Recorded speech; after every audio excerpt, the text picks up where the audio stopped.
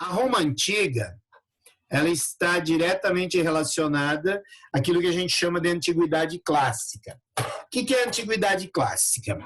É aquele período que envolve principalmente a Grécia e Roma e que deixa para nós algumas contribuições extremamente importantes para o nosso cotidiano. Nós somos uma sociedade, principalmente, que ainda hoje preserva os valores da sociedade romana. Deixa eu fazer uma pergunta bem específica para vocês. Quero respostas orais. Qual é a principal influência dos romanos que vocês têm no seu dia a dia, na sua vida hoje? Se alguém chegasse para vocês e pedisse o que você tem na sua vida que você herdou dos romanos, o que você iria responder para mim? A política. Aguardo voluntário. Se não tiver, eu vou pedir nominalmente. Eu respondi, professor, a política. Oi? Política? A política. Mas política nós não temos o imperador, né?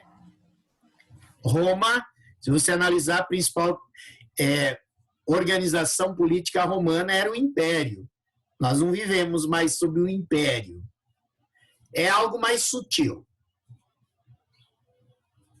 Voluntários? Martim. Oi. Martim. Fala. Mas o sistema jurídico veio deles. O sistema jurídico, muito bem, é uma contribuição importante. A questão do direito romano é uma herança que está no nosso cotidiano. Mas mais palpável ainda do que o direito, do que a organização política. O que você usa todo dia que você herdou dos romanos? A nossa língua, o latim. Oi? O latim. O latim, exatamente. A nossa língua é uma herança romana. A base da nossa língua é o latim. Então, assim, no dia a dia, se nós formos analisar o que nós devemos aos romanos, o que os romanos de fato deixaram para nós como uma herança, é principalmente a língua.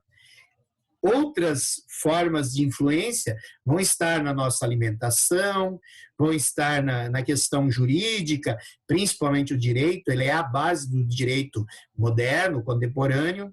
A questão política, Roma até teve uma república, mas não é nada parecido com o que a gente chamaria de república hoje, né? É apenas a coincidência do nome, mas principalmente a questão da língua. Se vocês forem falar de alimentação, alguém vai lembrar da pizza, alguém vai lembrar do macarrão. Não diga que isso é herança romana, por favor, que quem inventou isso foram os chineses. Mas, de uma maneira geral, vamos partir da língua. Vamos adiante. Quando a gente fala da história de Roma, então, Roma ela está inserida nesse processo da chamada Antiguidade Clássica, ela está numa península. Não vou dar aula de geografia aqui, mas todo mundo sabe o que é uma península, né? Uma porção de terra cercada por água por 3 lados, né? Então, a famosa bota romana. Então, nós temos aí a bota romana com as suas características.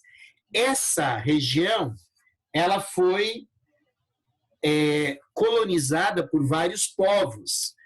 Vamos destacar aí, por exemplo, ao sul, os gregos. Quando a gente estudou a Grécia, nós vimos a chamada Magna Grécia, né? Parte central, você tem aí principalmente os etruscos e os latinos. E mais norte próximo, aquilo que hoje seria a França, você tinha os chamados gauleses. Então, assim, de uma maneira geral, a sociedade romana ela é uma sociedade que se organizou a partir de uma série de influências de vários povos. Mas entre todos esses aspectos, nós temos a tentativa de explicar como surgiu Roma. Eu acredito que a maioria de vocês já ouviu essa história mítica, né? A ideia de que Roma foi fundada por 2 gêmeos chamados Rômulo e Remo. Pois bem, só lembrando que essa versão mítica ela é criada muito a posteriori. Ela é criada quando Roma começa a se tornar, de fato, uma grande potência. E aí como era comum nos povos daquela época, tenta-se dar uma origem divina a uma sociedade. Quem é Rômulo, quem é Remo? Segundo o mito, eles são filhos de um deus, né? Do deus Marte, com uma jovem, né? Com a Raia Sílvia, que seria uma virgem reservada aos deuses.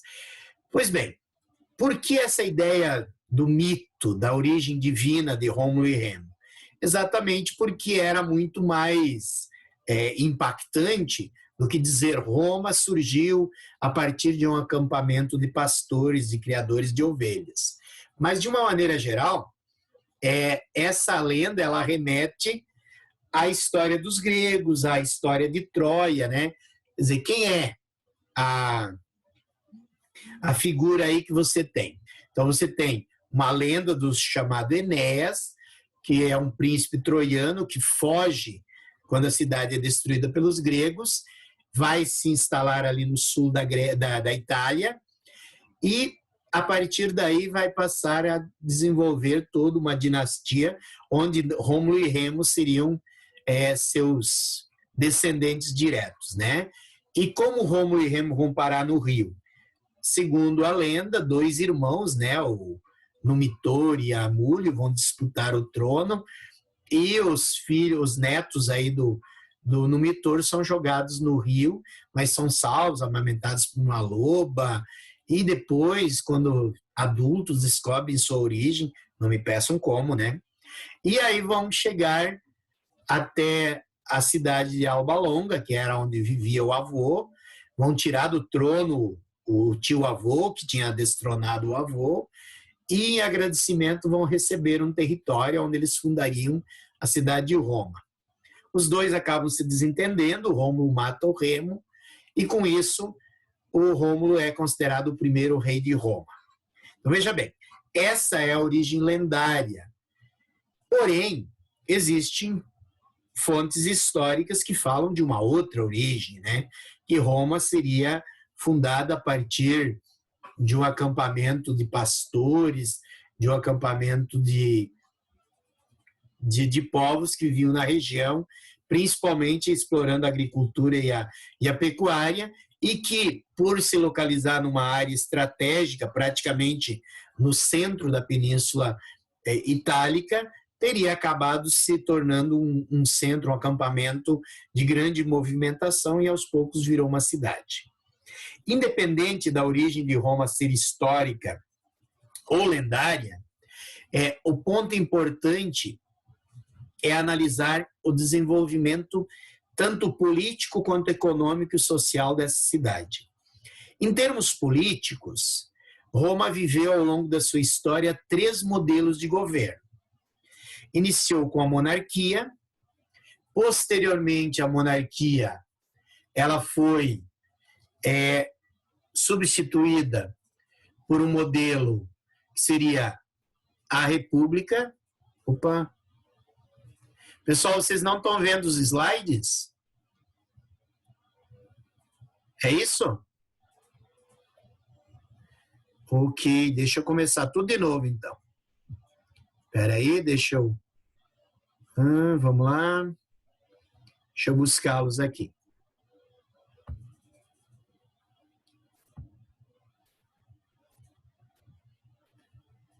E agora...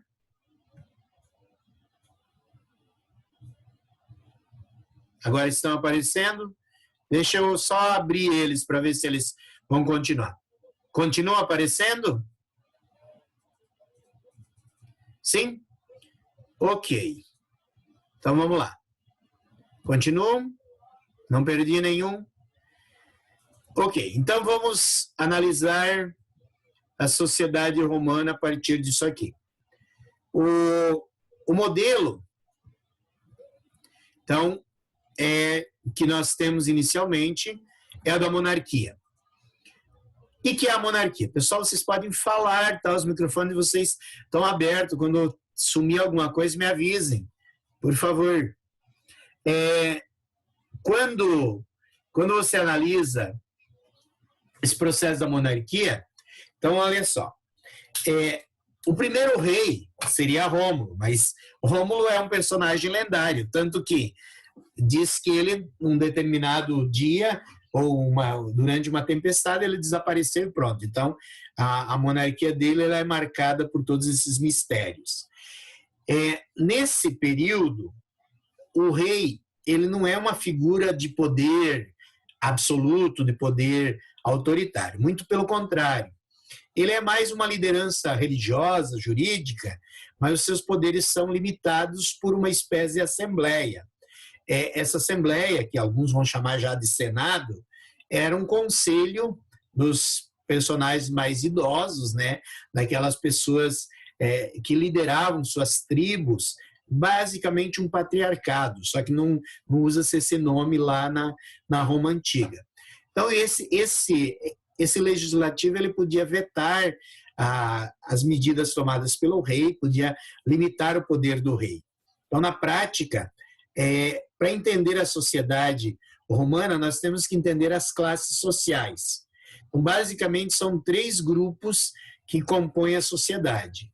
Os chamados patrícios, que seriam os bem-nascidos, né? Os cidadãos, aqueles que eram donos das terras, donos dos rebanhos, e que por isso tinham poder econômico, e esse poder econômico dava a eles também o poder político. Há uma classe intermediária conhecida como clientes.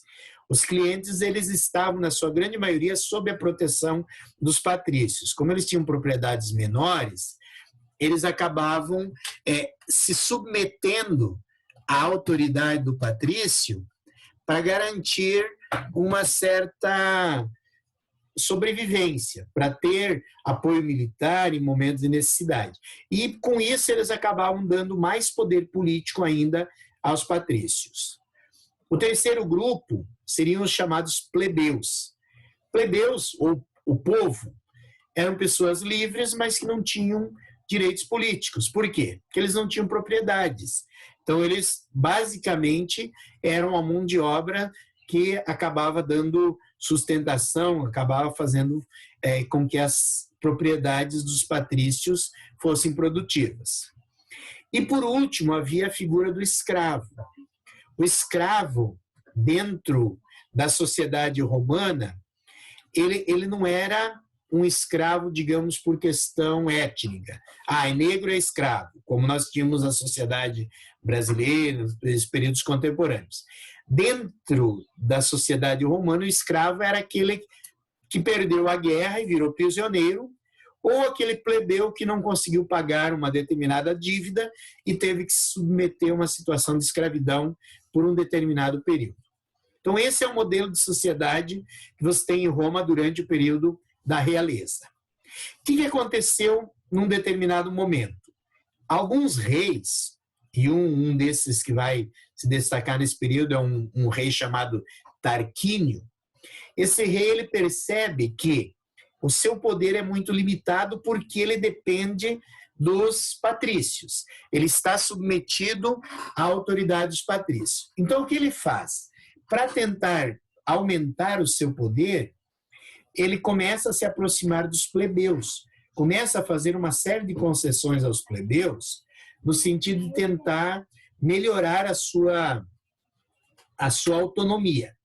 Só que os patrícios, ao perceberem isso, começam a organizar uma revolta contra o rei. Resultado, o Tarquínio é deposto sob uma série de acusações e, com isso, a monarquia é extinta em Roma e se adota o modelo que eles vão chamar de república. República, no latim, res publica, ou coisa pública. Então, o órgão que passa a ser o detentor do poder político a partir desse momento é exatamente o Senado. O Senado composto pelos patrícios. Então, dessa forma, os patrícios aumentam o seu poder, porque agora, além do poder econômico, eles vão ter a totalidade do poder político, tá? Eles vão nomear os executores do poder. Então, no período da República, não é o Senado em si que vai tomar as decisões administrativas, eles vão estabelecer uma série de de concessões a funcionários do governo, né? Então, é o período que surgem os chamados magistrados. Entre os magistrados mais eficientes nesse período, você tem os chamados cônsules. O cônsul é o responsável pela administração do dia a dia, do cotidiano, mas junto com os cônsules, você tem os pretores, você tem os questores. O pretor é o quê? É uma espécie de juiz, é quem estabelece as leis que vão ser vigentes no período em que ele estiver no poder. Os questores são responsáveis principalmente pelo censo da população, para definir exatamente quem pertence à classe dos patrícios e tem poder político, quem é cliente, tem influência, quem é plebeu não tem direito nenhum. Então, essas figuras elas fazem parte da estrutura administrativa da República. E há, inclusive, uma figura de exceção, que é o chamado ditador, que pode ser estabelecido por um período de 6 meses, se houver uma calamidade, se houver uma guerra, exatamente porque eram 2 cônsules ao mesmo tempo, um limitando o poder do outro. Numa época de necessidade, dava-se o poder ao ditador, que podia tomar as decisões sozinhos. Mas a grande maioria da população romana, já nesse período, eram os plebeus, que apesar de serem em número muito maior, não tinham direitos políticos, não tinham direitos econômicos, não tinham direitos jurídicos, não podiam, por exemplo, se relacionar entre as várias classes que faziam parte aí da sociedade. Então, tudo isso gerava descontentamentos. E logo, esses descontentamentos eles começam a aparecer dentro da sociedade romana. Ou seja, os plebeus começam a se impor pela maioria. Como que eles fazem isso? Começam a ter direito a escolher magistrados também para representá-los. No caso ali, esse magistrado vai ficar conhecido como tribuno da plebe. O que é um tribuno? É um representante de uma classe. Esse tribuno ele tinha direito de vetar as decisões do Senado que dissessem respeito aos plebeus e que os plebeus considerassem que fosse prejudicial a eles. Além disso, ele era uma pessoa intocável, quer dizer, ele não podia ser preso, não podia ser morto, apesar que muitos foram mortos, né? No sentido assim, que ele tinha autonomia para tomar as suas decisões. Outra questão importante, que mesmo com a questão do tribuno, os plebeus continuavam sendo considerados uma camada inferior. E o que aconteceu? Conforme Roma ia se desenvolvendo, muitos plebeus abandonaram o campo e foram para a cidade, começaram a se dedicar ao comércio, ao artesanato, a algumas profissões que geravam lucros, que davam a eles um certo capital. E essa classe plebeia enriquecida, ela começa a se ressentir do fato de ser considerada inferior e começa a reivindicar mais direitos dentro da sociedade. Após uma série de revoltas, os patrícios começam a ceder. O marco dessa cedência, digamos assim, vai acontecer quando é criada a Lei das 12 Tábuas. Por que essa lei é importante? Até aquele momento, eu falei antes que o tribuno da plebe, o pretor, quando ele assumia, ele baixava as leis que iriam ser vigentes naquele período. Mas eram leis orais, eram leis que eram interpretadas de acordo com o interesse do pretor. Na maioria das vezes, claro, interpretada a favor dos patrícios. A Lei das 12 Tábuas ela é simbólica porque as leis passaram a ser escritas. Portanto, valia o que estava escrito e não a interpretação que o pretor quisesse fazer da lei. Esse é o primeiro grande avanço que os plebeus conseguem. Mas é importante perceber que não foi uma concessão dos patrícios.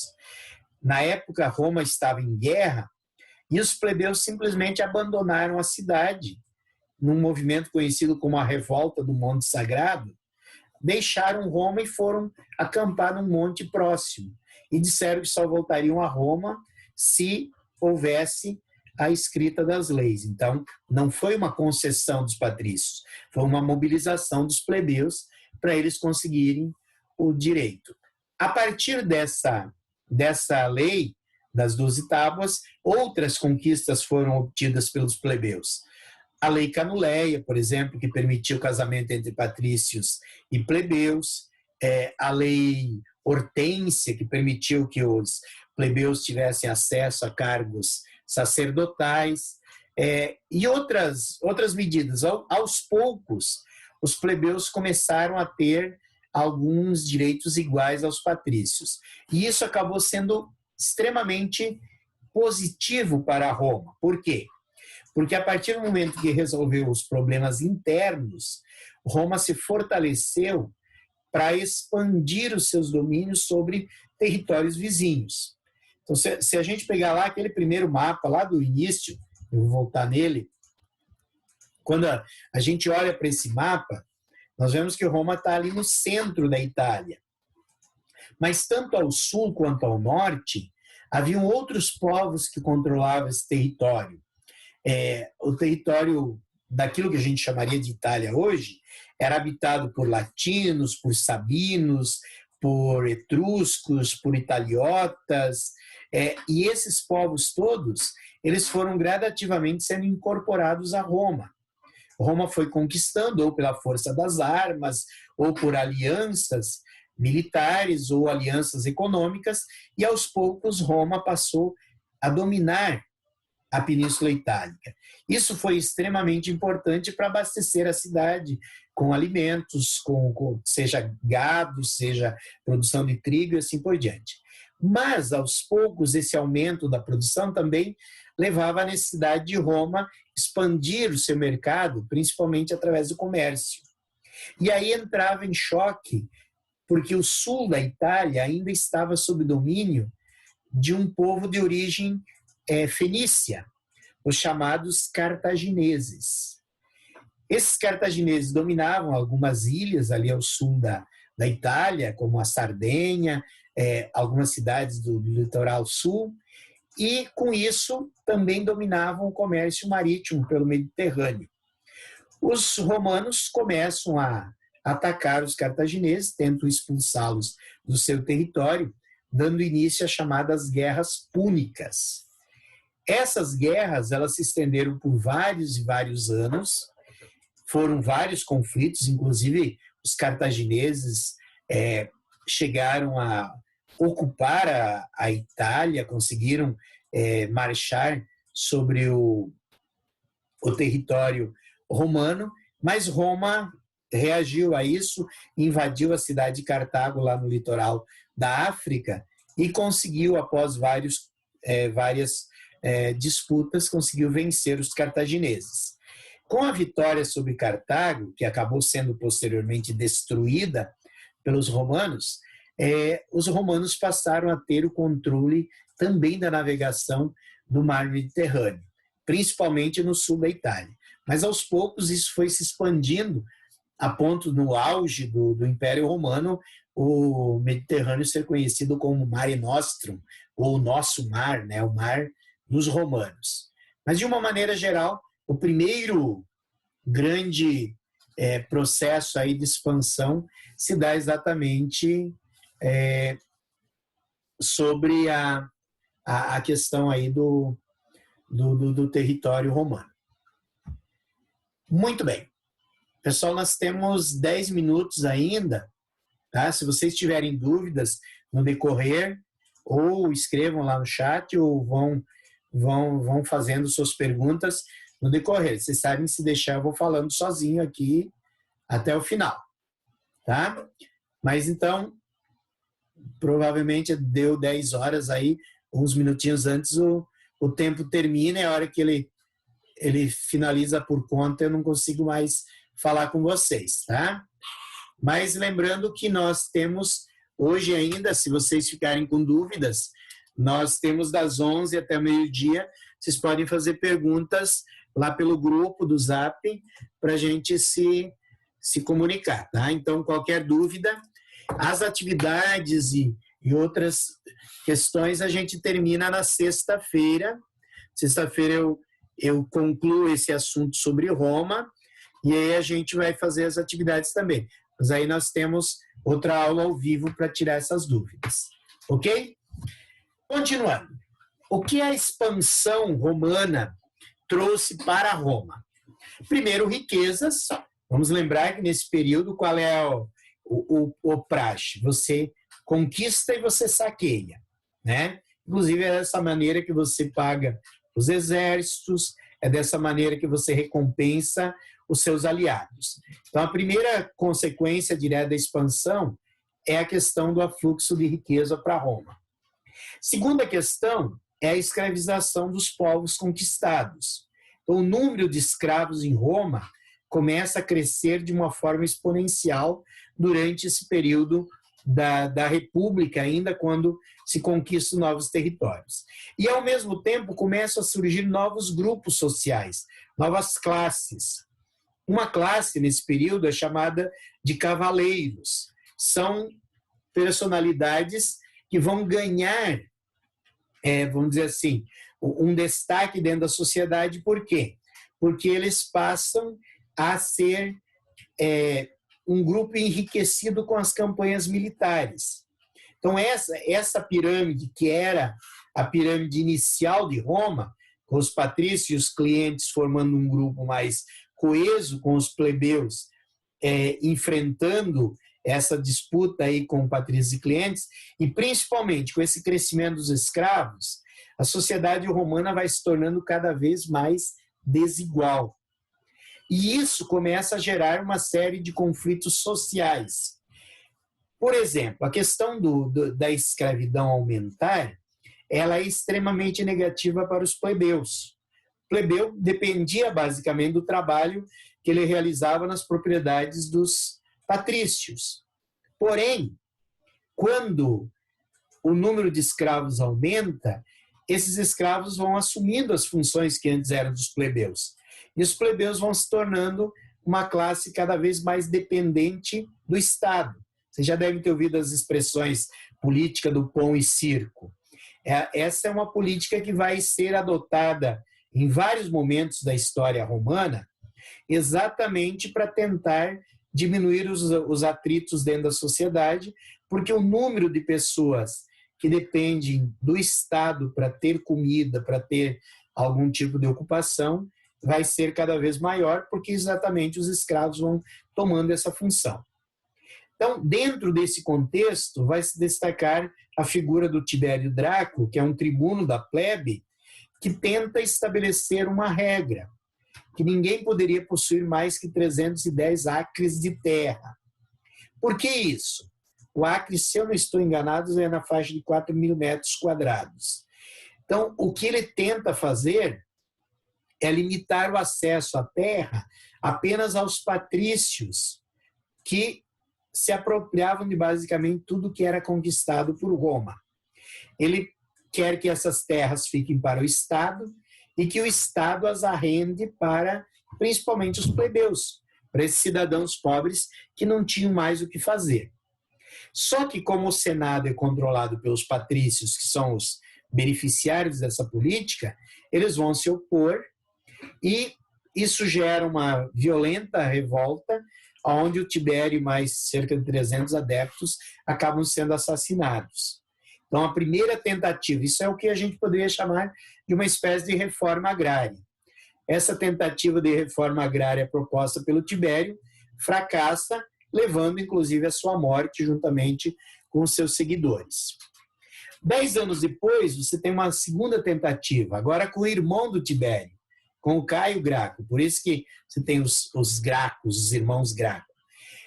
Ele também vai tentar melhorar essa situação de vida dos plebeus, principalmente criando a chamada lei frumentária, que é a política de distribuição de trigo aos plebeus. Só que também essas medidas propostas pelo Caio Graco geram muita revolta por parte da classe dos patrícios, e ele acaba sendo perseguido, e para não ser morto, é irônico até, né? Para não ser morto pelos patrícios, ele pede que um escravo o mate. Então ele acaba também sendo morto. Só que essa não providência por parte do Estado de melhores condições para a população, ela vai ter um peso muito grande para a República.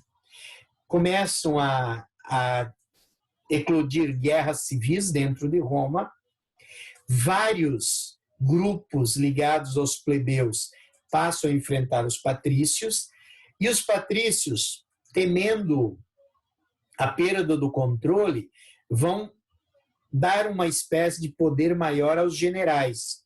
Então você tem aí, nesse período, um período de uma espécie de ditadura, que é estabelecida primeiro pelo general Mário e depois pelo general Sila. Na verdade, tanto a ditadura do Mário quanto do Sila, elas só agravaram a situação, porque o Mário usou do poder para tentar criar medidas favoráveis aos plebeus. E isso gerou uma revolta muito grande contra ele, que vai levar à ascensão do Sila. O que acontece no período Mário? Ele principalmente cria o salário para os soldados, que é uma medida importante nesse período, e também dá a eles participação nos espólios, ou seja, nos saques. E, após 25 anos de carreira, um pedaço de terra. Porém, Sila, ao assumir o poder, ele vai perseguir os seguidores do Mário, vai acabar com aquelas medidas populares, e quando ele abdica do poder, Roma aparentemente volta ao normal. Porém, não é uma normalidade, digamos assim, que vai durar muito tempo. Por quê? Porque aos poucos novas revoltas populares acontecem, e é exatamente nesse período que antecede aí o chamado primeiro triunvirato, vai ocorrer uma das revoltas mais célebres da história de Roma, que é a revolta dos escravos, liderada pelo Esparta. Essa revolta, ela é combatida com extrema violência e acaba fazendo aparecer no cenário político dois personagens. Primeiro, Pompeu, que se destaca pelas suas campanhas militares naquilo que hoje é a Espanha. Depois, o Crasso, que se destaca exatamente no combate à revolta do Espartaco, só pegando um dos fatos, né, ele vai, nesse período, mandar crucificar 5.000 escravos ao longo da estrada que leva a Roma. E aí aparece a terceira figura, que é a figura do Júlio César. Esses três vão unir forças e vão organizar aquilo que é conhecido como o primeiro triunvirato. Ou seja, vão usurpar o poder do Senado, que era o órgão máximo da República, e vão se proclamar uma espécie de ditadores, dividindo o poder entre si. Por isso, o primeiro triunvirato. Então, esse é o nosso assunto para sexta-feira. Na sexta-feira, a gente vai analisar o primeiro e o segundo triunvirato, e depois vai analisar a questão do surgimento do Império